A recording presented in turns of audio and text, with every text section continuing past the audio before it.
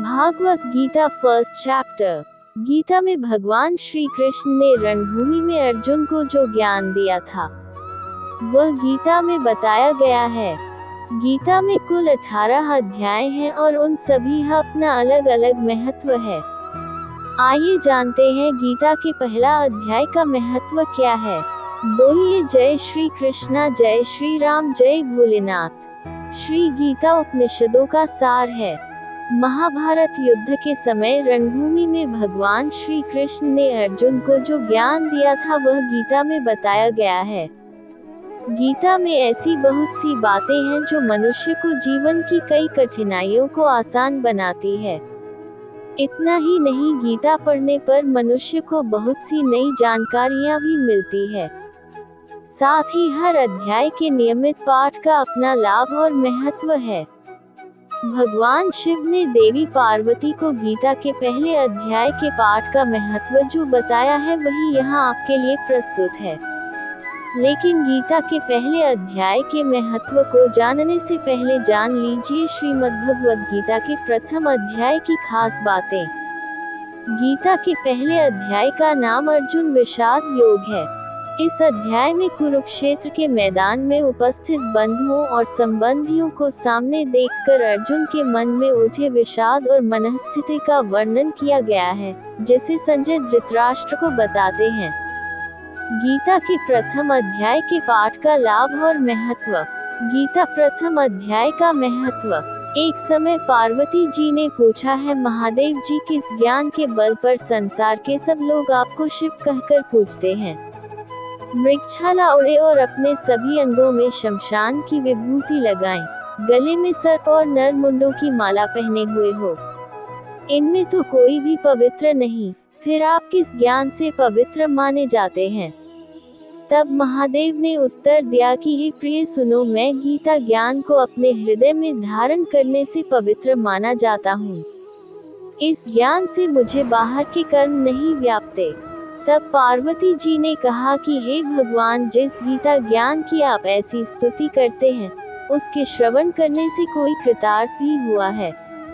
महादेव ने उत्तर देते हुए कहा कि इस ज्ञान को सुनकर बहुत से जीव कृतार्थ हुए हैं और आगे भी होंगे। मैं तुम्हें एक पुरातन कथा कहता हूँ, तुम सुनो। एक समय पाताल लोक में शेषनाग की शैया पर श्री नारायण जी नैन मूंद कर आनंद में मग्न थे। उस वक्त भगवान के चरण दबाते हुए लक्ष्मी जी ने पूछा, हे प्रभु, निद्रा और आलस्य तो उन पुरुषों को व्यापता है जो जीव तामसी होते हैं, फिर आप तो तीनों गुणों से अतीत हो। आप तो वासुदेव हो, आप जो नेत्र मूंद रहे हो, इससे मुझके बड़ा आश्चर्य है। नारायण जी ने उत्तर देते हुए कहा, हे लक्ष्मी, मुझको निद्रा आलस्य नहीं व्यापता।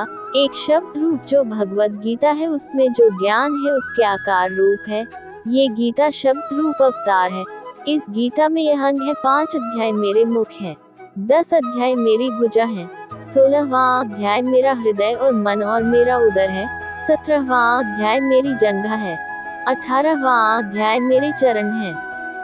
गीता श्लोक ही मेरी नाड़ियां हैं और जो गीता के अक्षर है वो मेरा रोम है। ऐसा मेरा शब्द रूपी जो गीता ज्ञान है उसी के अर्थ में हृदय में विचार करता हूँ और बहुत आनंद प्राप्त होते हूँ।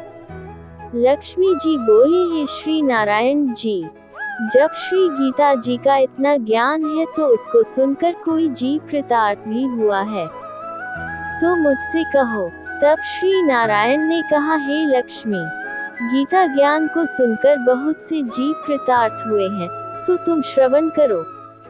एक व्यक्ति था जो चांडालों के कर्म करता था और तेल नमक का व्यापार करता था। उसने एक बकरी पाली। एक दिन वह बकरी चराने के लिए वन में गया और वृक्ष से पत्ते तोड़ने लगा।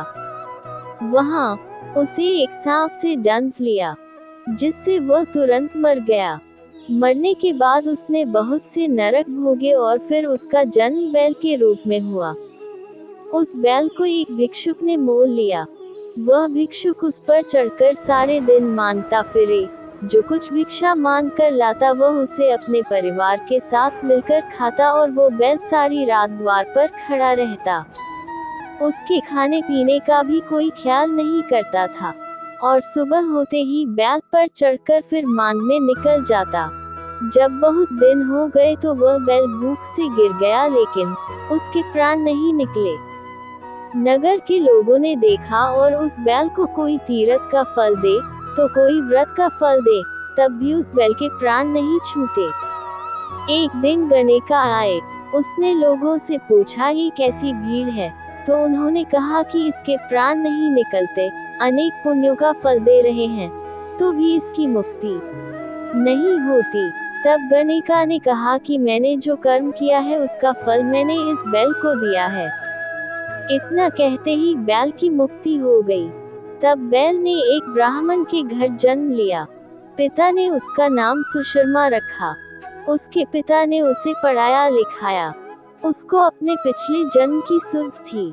उसने एक दिन मन में विचार किया, जिस गणेका ने मुझे बैल की योनि से छुड़ाया था उसका दर्शन करूं।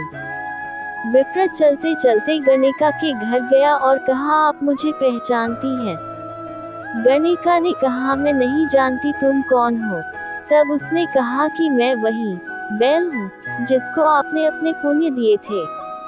तब मैं बैल की योनि से छूटा था, अब मैं विप्र के घर जन्म हूँ। आप अपना पुण्य बताएं। गणेका ने कहा कि मैंने अपने जाने पुण्य नहीं किया, परंतु मेरे घर एक तोता है, वह रोज सवेरे कुछ पढ़ता है, मैं उसका वाक्य सुनती हूँ, उस पुण्य का फल मैंने तुम्हें दे दिया। तब विप्र ने तोते से पूछा कि तू सवेरे क्या पढ़ता है? तोते ने कहा, मैं पिछले जन्म में विप्र का पुत्र था।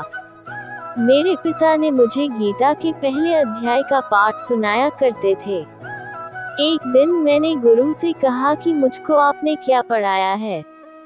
तब गुरुजी ने मुझे शाप दिया कि तू तोता बन जा। इसके बाद से मैं तोता बन गया। एक दिन बहेलिया मुझे पकड़ ले आया और एक विप्र ने मुझे मोल ले लिया। वह विप्र भी अपने पुत्र को गीता का पाठ सिखाता था। तब मैंने भी ये पाठ सीख लिया। उसी दिन विप्र के घर में चोर घुस गए। उन्हें धन तो प्राप्त नहीं हुआ, लेकिन वह मेरा पिंजरा उठा ले आए। उनकी यह गणेका मित्र थी। वह मुझे उसके पास ले आए।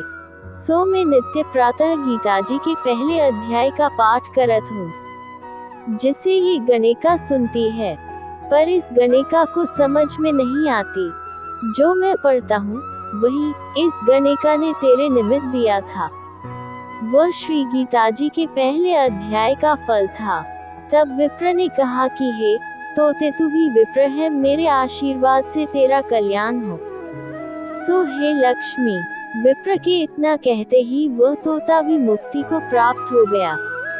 तब गणेका ने बुरे कर्म छोड़